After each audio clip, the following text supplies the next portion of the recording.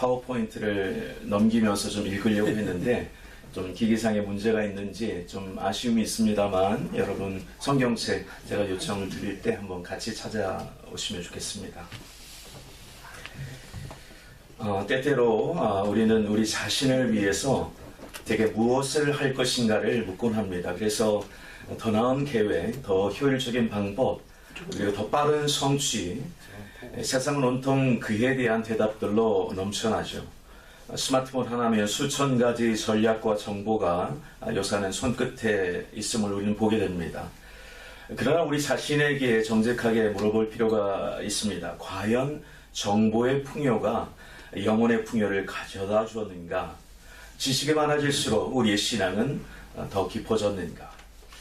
안타깝게도 이 질문 앞에 오늘날 많은 그리스도인들은 이전 어느 시대보다도 더 영적으로 목마르다고 고백하고 있습니다. 야성의 신앙을 품었던 복음을 향한 뜨거운 열정 점점 식어가고 있고요. 그 자리에 오히려 혼란과 불안이 자리 잡고 있는 것이 오늘날의 현실이 아닌가 싶습니다. 자, 왜 이렇게 되었을까? 여러 원인이 있겠지만 우리가 놓쳐서는 안 될 한 가지 포인트가 있습니다. 그것은 바로 우리의 질문의 초점이 먼저 잘못되었다는 것이죠. 우리는 무엇을 할 것인가에 몰두한 나머지 그보다 더 근본적인 질문을 잃어버렸다 해도 과언이 아닌 것 같습니다. 그렇다면 왜 우리가 던져야 하는 그 중요한 질문, 바로 무엇인가 생각해 봤을 때 나는 무엇을 향해 가고 있는가, 아니 더 정확히 말하면 나는 누구를 향해 가고 있는가 라는 것이 더 중요한 질문이 아닌가 싶습니다. 아멘. 예수님께서 그토록 강조하신 방향의 질문도 마찬가지죠. 예를 들어서 율법 전문가 니고데모가 오늘 주님을 찾아옵니다. 계명 중에 어떤 것이 제일 큽니까? 라고 물었을 때 예수님의 대답은 정말 니고데모의 기대를 완전히 박살내는 행위의 목록을 이야기하지 않으셨다는 것이죠. 예수님께서는 대신 관계의 중심, 그 사랑의 대상을 이와 같이 말씀하셨습니다. 우리 다 함께 마태복음 22장 37절로 40절 말씀 여러분 잘 아시고 또 이미 읽었지만 다시 한번 읽겠습니다. 제가 먼저 선창하겠습니다. 예수께서 이르시되 내 마음을 다하고 목숨을 다하고 뜻을 다하여 주 너의 하나님을 사랑하라 하셨으니 이것이 크고 첫째 되는 계명이요 둘째도 그와 같으니 내 이웃을 내 자신같이 사랑하라 하셨으니 40절 이 두 계명이 온 율법과 선지자의 강령이니라. 아멘. 너무나도 익숙한 말씀입니다. 자, 그런데 이 익숙함이 때로는 우리를 속이는 경우가 있죠. 자주 들었기에 다 안다고 여기지만 그래서 그 안에 박혀있는 하나님의 깊은 보석과 같은 뜻을 그냥 지나칠 때도 많다는 것입니다. 그래서 많은 경우 바로 이 대계명의 말씀을 사람들은 윤리적 강령 정도로만 이해하곤 합니다. 하나님을 잘 섬기고 이웃에게 잘하라, 이런 방식으로 이해할 때가 많죠. 물론 그것도 틀린 말은 아닙니다. 하지만 이 말씀의 진정한 깊이는 거기서 멈추지 않는다는 것이죠. 사실 이 말씀이 위대한 까닭은 바로 이 비밀에 있습니다. 사랑하라는 명령 이전에 바로 다른 것을 말씀하셨다는 겁니다. 자, 그 단서를 제공하는 예수님께서 말씀하셨던 이 첫 계명의 원뿌리가 되는 신명기 6장 4절로 5절 말씀 제가 한번 읽겠습니다. 이스라엘아 들으라, 우리 하나님 여호와는 오직 유일한 여호와시니 너는 마음을 다하고 뜻을 다하고 힘을 다하여 내 하나님 여호와를 사랑하라. 아멘. 주님께서 신명기 말씀을 인용하시며 마태복음에 하나님을 사랑하고 이웃을 사랑하라는 이런 지상 대계명을 선포하기 바로 직전 먼저 신명기에서는 그 앞에 어떤 단서를 두셨을까요? 그냥 하나님을 사랑하라고 하기 전에 여호와, 바로 여호와라고 하는 이름의 사랑의 대상 자체를 강조하셨다는 것입니다. 자, 이유가 뭘까요? 먼저 그분이 누구인지를 먼저 듣고 먼저 그분의 사랑이 어떠한 사랑인지를 알고 그 다음에 그분을 사랑하라는 하나님의 뜻이 담겨있기 때문입니다. 다시 말하면 이 계명은 우리의 사랑으로 시작되지 않습니다. 이 계명은 우리를 먼저 사랑하신 그 이름 여호와로부터 시작된다는 그 사실을 우리에게 강조하고 있는 것이죠. 사랑하는 성도 여러분, 하나님의 그 구체적인 이름이 무엇입니까? 바로 여호와입니다. 저를 한번 따라 하실까요? 여호와. 여호와. 예수님께서 지금 말씀하시는 것은 구약이 증언하는 바로 그 여호와 하나님을 향해 내 마음을 다하고 내 뜻을 다하고 내 힘을 다하여 사랑하라라는 것이었습니다. 아멘. 자, 그렇다면 사랑하라는 명령 이전에 반드시 먼저 이야기해야 할 만큼 왜 이 이름은 그토록 중요한 걸까요? 세상의 모든 신은 단 하나도 빠짐없이 사람이 필요에 의해서 만들고 필요에 따라 부리는 대상입니다. 그러나 여호와는요 다릅니다. 오직 이 이름만이 스스로 존재하시며 무로부터 만유를 창조하시고 역사의 시작과 끝을 주관하시며 우리와 피의 언약으로 관계 맺으신 유일한 실제이시라는 것입니다. 여러분 믿습니까? 아멘. 세상에 그 어떤 신도 이 네 가지를 동시에 주장할 수는 없습니다. 오직 여호와만이 그러하시다는 것이죠. 아멘. 자, 그렇다면 이 여호와란 거룩한 이름 안에 어떤 비밀이 숨겨져 있기에 예수님은 이 이름을 사랑하는 것이 모든 것의 첫째라고 강조하셨을까요? 여호와는 4개의 히브리 글자로 이루어져 있습니다. 좀 아쉽지만 화면에 못 띄워드려서 우리는 이제 이 4글자 안에 심어진 거룩한 구조를 영적 현미경으로 들여다보고자 합니다.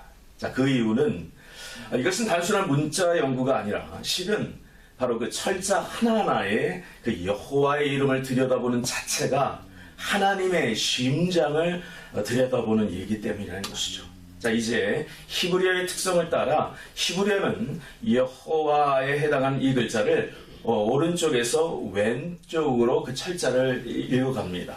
자, 그래서 하나하나를 제가 화면에 못 띄워서 좀 아쉽지만 처음에는 요드라고 하고요. 두 번째는 해라고 하고 세 번째가 와브라고 하며 또 네 번째가 동일한 해가 다시 등장합니다. 가장 오른쪽에 있는 작은 점과 같은 이 글자는 요드, 그 뜻은 다름 아닌 손을 의미합니다. 그래서 능력과 또는 근원과 때로는 절대 주권을 상징할 때 이 글자 요드를 사용하곤 하죠.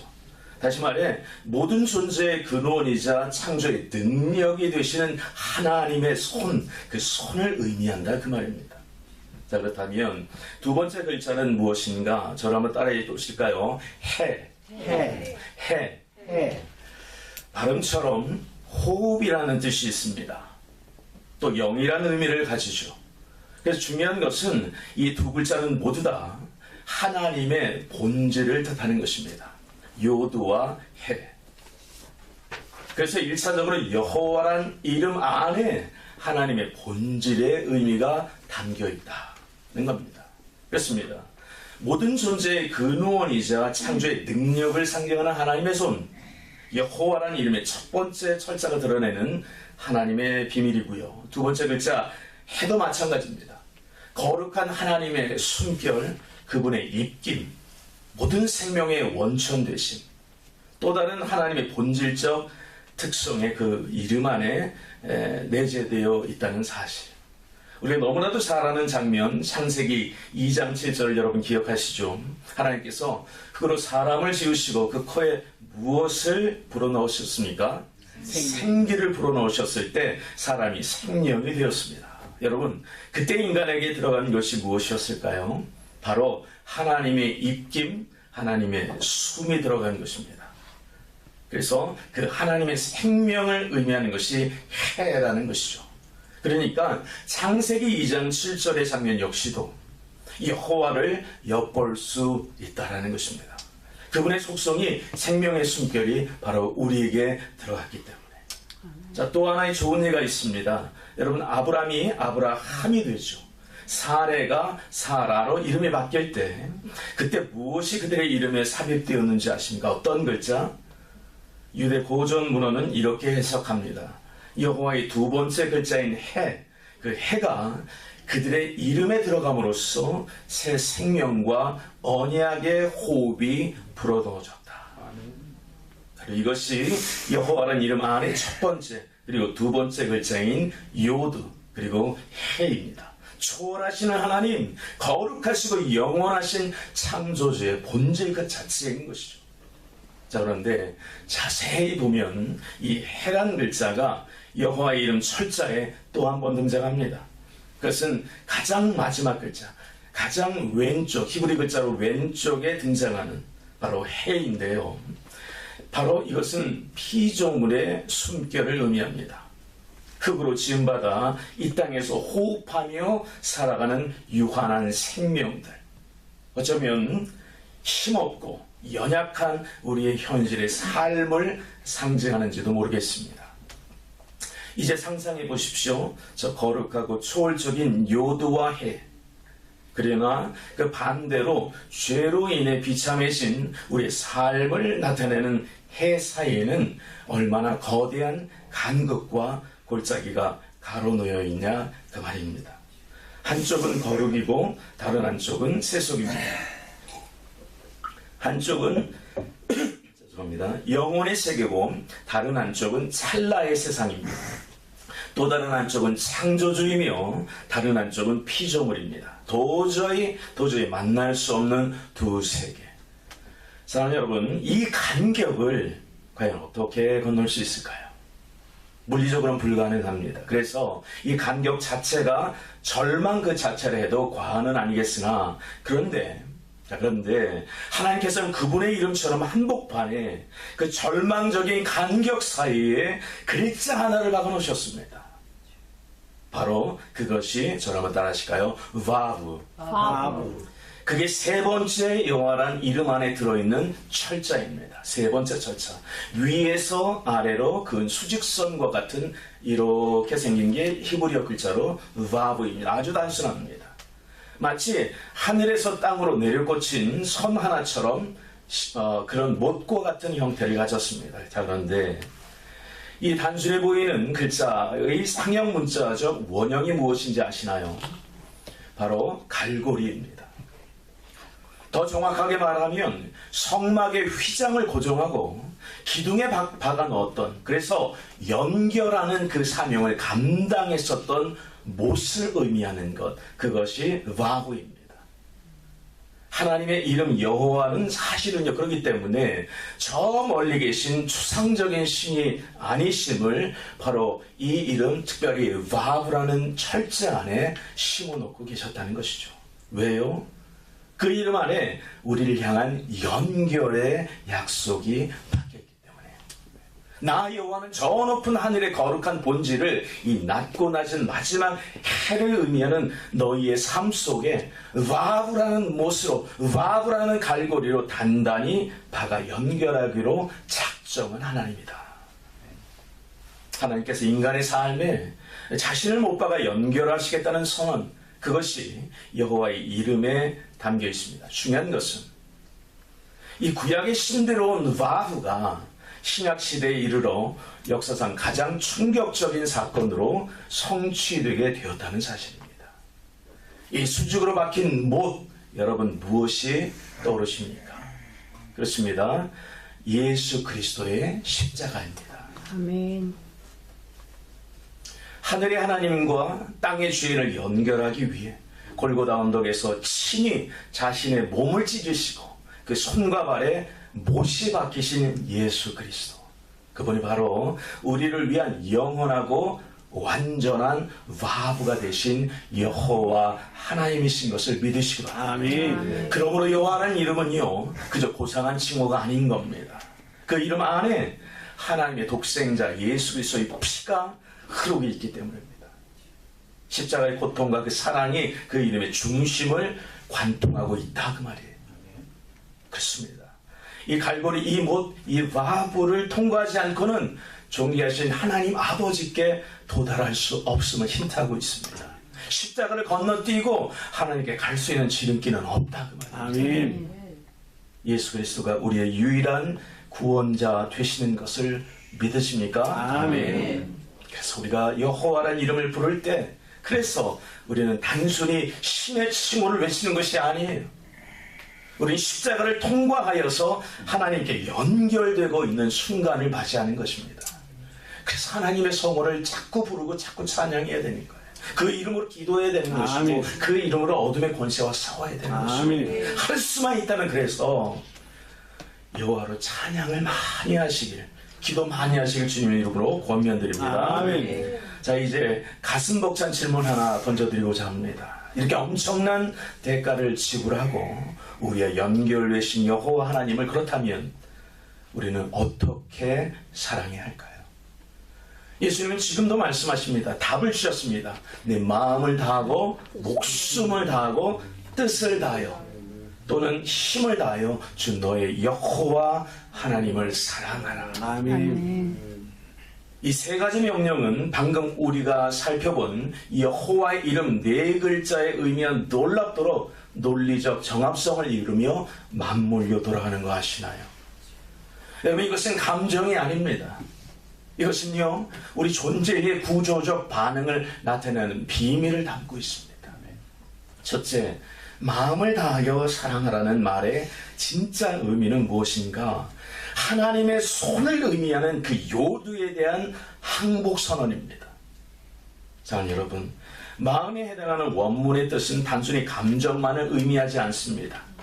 레브, 카르디아라고는 그 마음은요, 바로 사실은 내 존재의 컨트롤 타워, 전 존재적 차원의 의미를 상징하는 것이 마음입니다. 그래서 마음을 다한다는 것의 진짜 의미가 무엇인가? 내 인생의 운전대를 잡고 있는 나의 손을 창조와 역사의 주관자 되시는 하나님의 절대주권의 손, 하나님의 요드, 바로 그 요드 앞에 내 모든 삶, 내 모든 주도권을 이양한다는 뜻을 담고 있습니다. 그것이 바로 마음을 다해 하나님을 사랑하는 것의 깊은 의미입니다.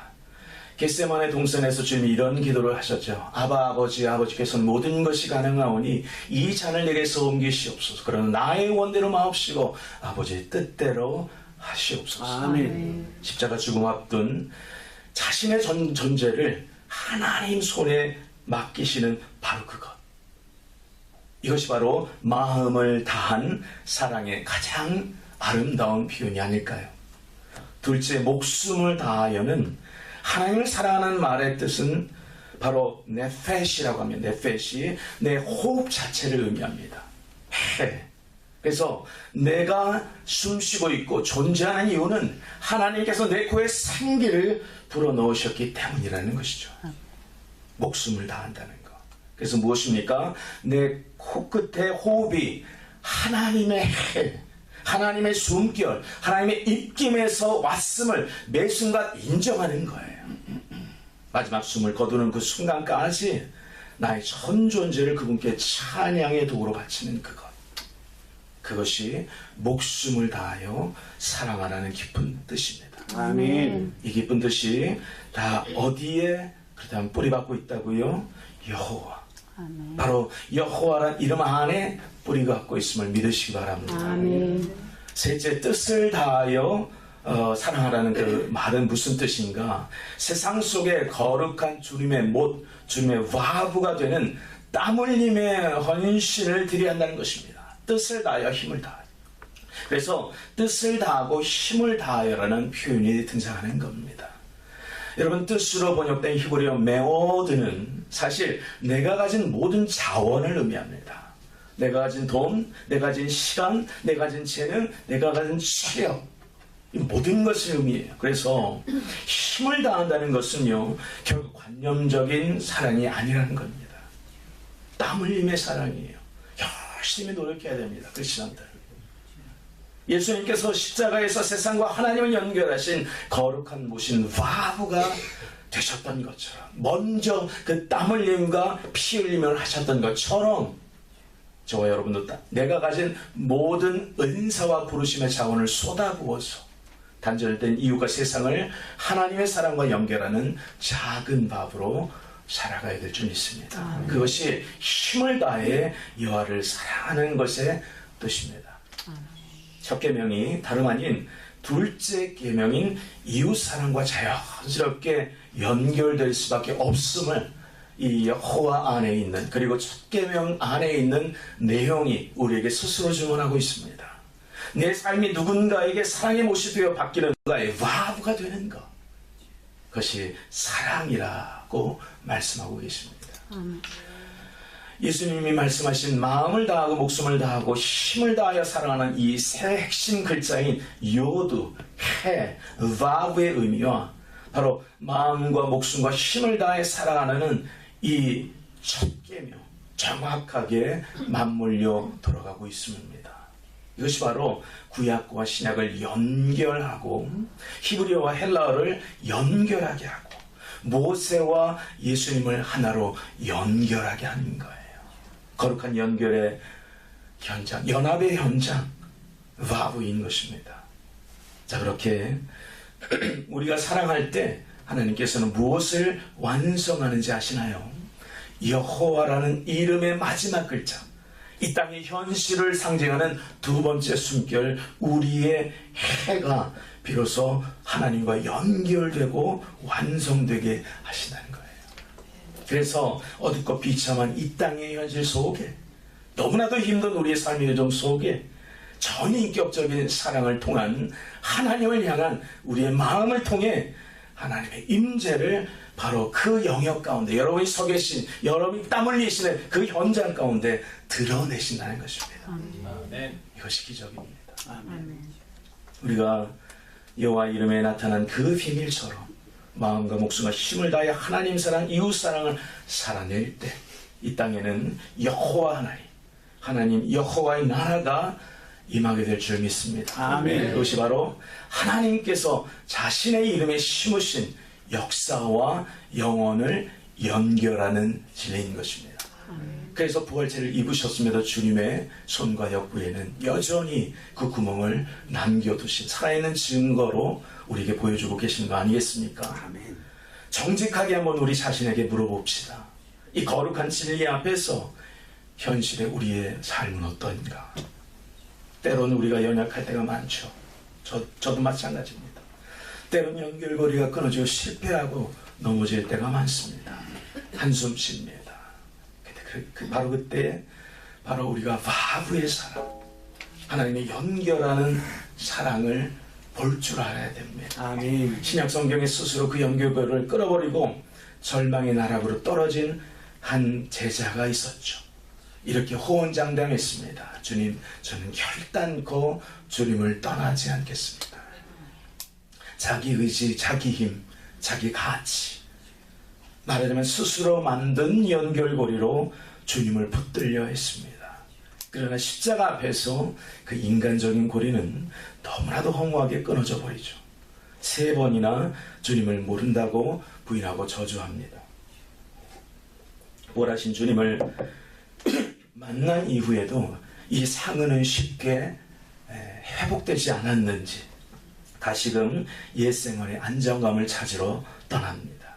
물고기 잡는 장면을 오고는 모든 세대 가운데 일부러 하나님께서 성경에 기록해 놓으신 이유가 뭘까요? 어쩌면 그 부활의 주님을 만났음에도 우리 크리스천들을 향한 말씀입니다. 오늘날에 해결되지 않는 내면의 여호와의 해가 아닌 인간적 해로서 우리가 살아가고 있는 것은 아닌가? 하나님의 숨결이 아닌 인간의 호흡만으로 살아가려 노력하고 있는 것은 아닌가? 디베랴 바닷가 밤새 그물을 던졌지만 아무것도 잡지 못하는 바로 그 현실을 왜 보여주셨을까요? 어쩌면 이것은 하나님의 입김이 아닌 다시 한번 인간적인 숨을 찾으려 할 때 발견되는 우리의 영적 자화상 아닌가? 그런데 바로 그 절망의 새벽, 자신의 목숨을 향해 자신의 해를 찾아 해변가로 간 베드로와 제자들에게 진정한 와부가 찾아오십니다. 그리고 연결하세요. 주님은 베드로를 질책하러 오신 것이 아니었습니다. 숯불 피워놓고 조반 준비하셨어요. 사랑하는 여러분, 이 장면이 무엇을 의미할까요? 여전한 죄책감과 열등감에 사로잡혀 있는 제자를 부활한 주님을 보았음에도 여전히 그 실패감으로 충만해서 영적인 좌절감에 놓여있는 그 영혼을 향해 주님의 사랑의 갈고리, 사랑의 와브로 다시 연결하고 다시 낚으로 우리의 진짜 와브가 오신 것입니다. 아멘. 요한복음 21장 15절로 17절의 말씀, 주님의 추격하시는 사랑을 제가 한번 읽겠습니다. 여러분 귀로 따라와 주시면 좋겠습니다. 그들이 조밥 먹은 후에 예수께서 시몬 베드로에게 이르시되 요한의 아들 시몬아, 내가 이 사람들보다 나를 더 사랑하느냐 하시니, 이르되 주님 그러하나이다. 내가 주님을 사랑하는 줄 주님께서 아시나이다. 이르시되 내 어린 양을 먹이라 하시고, 또 두 번째 이르시되 요한의 아들 시몬아, 내가 나를 사랑하느냐 하시니, 이르되 주님 그러하나이다. 내가 주님을 사랑하는 줄 주님께서 아시나이다. 이르시되 내 양을 치라 하시고, 17절 세 번째 이르시되 요한의 아들 시몬아, 내가 나를 사랑하느냐 하시니, 주께서 세 번째 내가 나를 사랑하느냐 하심으로 베드로가 근심하여 이르되 주님 모든 것을 아시오매 내가 주님을 사랑하는 줄을 주님께서 아시나이다. 예수께서 이르시되 내 양을 먹이라. 아멘. 아멘. 주님이 물으십니다. 요한의 아들 시몬아, 내가 나를 사랑하느냐? 세 번 부인했던 베드로에게 세 번 똑같이 물으세요. 단순한 질문이 아닙니다. 이건 치유의 과정입니다. 첫 번째 질문은 베드로의 무너진 마음을 회복시키는 질문이고요. 첫 계명을 생각하십시오. 두 번째 질문은 베드로의 깨어진 목숨을, 네페시를 회복시키는 것이고요.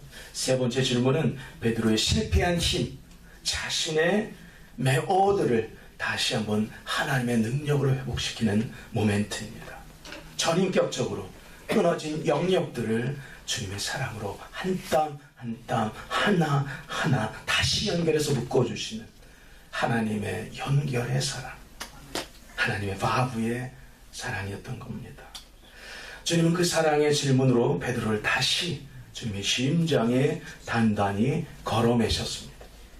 그러나 지금 디베라 바닷가에서 베드로의 낡아서 끊어져 있던 자아의 고리가 예수 그리스도라는 영원한 은혜의 바브, 은혜의 갈고리, 은혜의 못으로 그의 심장에 박아 넣었습니다. 그 결과가 무엇이었을까요? 주님은 그에게 사명을 주셨습니다. 내 양을 먹이라. 이제 내 힘으로 사는 어부 시몬이 아니라 세상과 주님을 연결하는 사도 베드로로 살아가라. 아멘. 내 자신의 거룩한 연결고리, 내 자신의 세상의 거룩한 바브가 되라. 이것이 재파송의 순간이었습니다. 사랑하는 성도 여러분, 혹시 여러분이 지나간 세월 속에 여전히 묶여있는 실패와 좌절감으로 주님과 연결이 느슨해지거나 끊어졌다고 느끼시는 분은 없으신가요? 베드로를 찾아가신 그 주님께서 오늘 이 시간 동일하게 저와 여러분의 주님이 되어주시고 파브가 되어주시고 우리를 주님과 연결하기를 원하신다고 믿습니다. 아멘. 그 은혜의 바브에 여러분의 인생을 다시 한번 새롭게 던지시고 맡기시고 거시는 여러분이 되시길 주 예수 그리스도의 이름으로 축원합니다. 아멘. 바로 이 은혜의 바브에 다시 걸려있는 자만이 누릴 수 있는 영광이 있는 거 아시죠? 이 대목에서 저는 여러분과 함께 거룩한 상상력을 한번 발휘해보고 싶습니다. 우리가 이 땅에서 삶을 다 마치고 영광스러운 주님의 얼굴을 마주하게 될 때 그 날을 여러분 상상해 보시기 바랍니다. 주님께서 우리의 전생애를 결산하실 때 주님은 우리 안에서 무엇을 보고 무엇을 찾으실까요? 우리 안에서. 우리가 쌓아놓은 업적, 통장의 잔고, 세상이 기억하는 명성, 그 이름 아닙니다. 주님께서는 우리의 영혼 깊은 곳을 들여다보시면서 당신의 이름은 여호와의 흔적을 찾아보실 거라는 거예요. 아멘. 비록 넘어지기도 했지만 그렇지만 그때마다 찾아오신 은혜의 바보를 다시 붙들고 다시 일어서서 마음을 다해 주님 사랑하기를 선언하면서 내 땀 흘림의 발걸음을 통해서 하나님 나라 사역에 내 생명 던지는 바로 그것. 목숨 다해 주님 예배하고 찬양하고 기도하고 주님 앞에 나아가는 바로 그것. 그리고 힘을 다해 세상의 밥으로서 하나님의 이웃을 사랑하는 그 거룩한 치열함, 그 열심을 통해서 우리 속사람에 있는 바로 그 여호와의 발자국, 그 이름 안에 있는 뜨거운 하나님의 마음과 뜻을 향해서 아름다운 헌신 선언을 하면서 나아가는 우리의 삶. 그때 주님께서 여러분을 꼭 안아주시며 여러분의 눈을 바라보시며 사랑하는 내 아들아 내 딸아 네가 살아온 그 치열한 삶의 삶 속에 내 이름 여호와가 녹아 있구나. 아멘. 나의 이름이 너의 삶 속에 심어져 있구나. 잘했다, 착하고 충성된 사랑하는 딸아, 아들아. 이보다 더 큰 위로가 우리 삶에, 이보다 더 큰 거룩한 부신의 소망과 기업의 영광의 풍성함이 어디에 있을까요? 우리가 이 땅에서 첫 계명과 둘째 계명을 붙들고 몸부림치며 살아가는 이유는 바로 여기 있는 거예요. 우리 안에 그리스도의 형상을 이루는 것, 우리 존재 자체가 하나님의 이름을 담아낼 수 있는 그 그릇이 되는 것, 이 영광스러운 목표를 바라보시고 2026년, 아니 지금 뵙는 그날까지 그 부르심의 큰 소망을 향해서 함께 걸어나가는 저와 여러분이 되었으면 좋겠습니다. 아멘. 마지막으로 예수님의 결론을 드리고자 합니다. 주님은 이 두 계명을 말씀하신 후에 40절에서 우리가 흔히 놓치는 결정적인 선포 하나를 하세요. 제가 한번 읽겠습니다. 이 두 계명이 온 율법과 선지자의 강령이니라. 아멘. 여러분, 이 강령이라는 헬라어 단어가 뭐냐면 크레마타입니다. 크레마타이. 잘 들어오십시오. 강령이라는 것이 우리가 어떤 명령으로 생각했지만 그 원래 뜻은 뭐냐면 어딘가에 매달려 있다. hang on. 어딘가에 매달려 있다는 뜻이에요. 그런데 그 동사 원형인 크레만 의미는 무언가를 못이나 갈고리에 걸어매다라는 행위를 가리킵니다. 강령 안에 바브가 있는 거예요. 여러분 놀랍지 않습니까? 왜 이 단어가 익숙하지 않습니까? 바로 바브가요, 온 율법과 선지자가 하나님 사랑과 이웃 사랑이라는 이 두 계명에 다 매달려 있다는 거예요. 이것은 단순히 중요하다는 의미를 뛰어넘습니다. 이건 우리의 전 존재가 어디 걸려 있느냐라고 하는 데스티니의 문제를 말씀하고 있는 겁니다. 온 율법과 선지자의 강령이다. 오늘 수많은 사람들 스마트폰 속에서 조각난 지식과 정보에 매달려 삽니다. SNS의 좋아요에 자신의 가치를 계속해서 접속합니다. 사라져버릴 세상의 성공에 인생을 매달아 놓습니다. 그러나 그것들은 우리의 영혼의 무게를 감당할 수 없는, 사실은 썩어질 수밖에 없는 동아줄입니다. 그것이 크리스천에게 주시는 하나님의 은혜 아닙니까? 이 깨달음. 우리의 인생은 지금 어디에 매달려 있는가? 영원한 바브에 매달리시길 축원합니다. 아멘. 여호와의 이름이 없는 삶, 십자가의 바브와 연결되지 않는 삶, 그 끝은 영원한 단절이라고 성경은 말씀합니다. 하나님과의 연결이 끊어진 채로 영원히 고정되는 것, 성경이 증언하는 바 준엄한 현실이라는 거예요. 주님을 뵐 수 없는 현실. 사랑하는 성도 여러분, 그러나 실패했지만, 저도 마찬가지였습니다. 실패했지만, 그렇지만 베드로처럼 다시 찾아와 주시는 우리 예수님 그 은혜의 바구를 붙들 때 그 남은 인생이 어떠함을 왜 오고는 모든 세대 가운데 성경에 기록해 놓으셨을까요? 이 땅의 경주를 마친 자, 주 예수 그리스도의 바구, 십자가라는 못에 내 자신의 존재를 함께 매달아 놓은 자, 영원히 쇠하지 않는 빛의 나라의 백성들, 영광의 나라에 하나님의 왕같은 제사장이 됨을 성경은 우리에게 분명히 선언하고 있습니다. 나는 누구를 향해 가는가? 아니, 이제는 나는 누구에 매달려 있는 삶을 드려야 되는가? 우리는 여호와라는 이름에 매달린 자로서 그 이름 한가운데 박힌 십자가의 못에 우리의 전 존재를 걸어놓아야 될 줄 믿습니다. 아멘.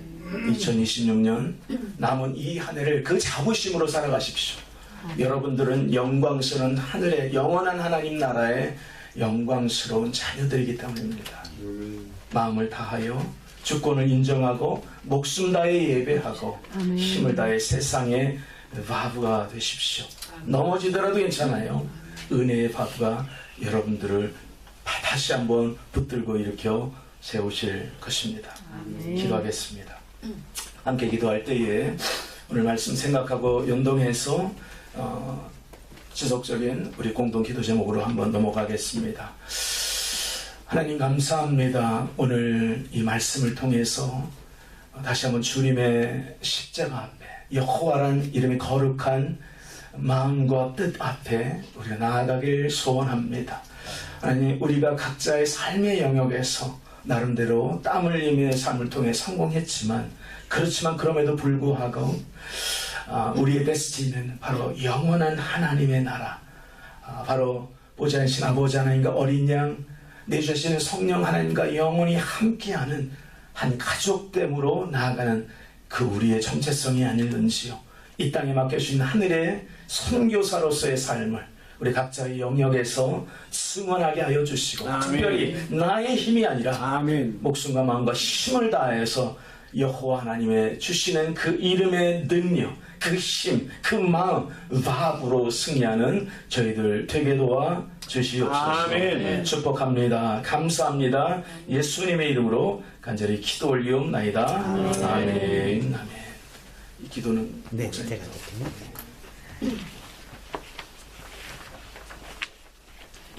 네, 감사합니다. 우리 다 같이 하나님 앞에 기도하는 시간을 갖기를 원합니다. 여러분 주부에 나와 있던 것처럼 저희가 선포 기도라고 말씀을 드렸던 이유는 우리가 목소리를 내서 하나님 앞에 기도하기 위함입니다. 이 선포하라고 하는 것은 하나님이 이렇게 될 줄을 믿고 우리가 믿음으로 선포한다는 부분입니다. 하늘을 여는 중보기에 보면 주님의 임재가 되는 토요 예배가 되게 하여 주시옵소서. 주님의 임재가 있는 토요 예배가 될 줄 믿습니다라고 선포하면서 기도하는 것입니다. 우리 두 개로 나눠서 해야 될 텐데 좀 시간이 많이 갔기 때문에 6개 여러분들 눈 뜨고 하나하나씩 기도 제목 보시면서 하나님 앞에 선포하면서 소리 높여 우리 기도하겠습니다. 우리 다 같이 주여 한번 일창하신 이후에 5분 정도의 기도를 하도록 하겠습니다. 다 같이 기도하겠습니다. 주여! 주여!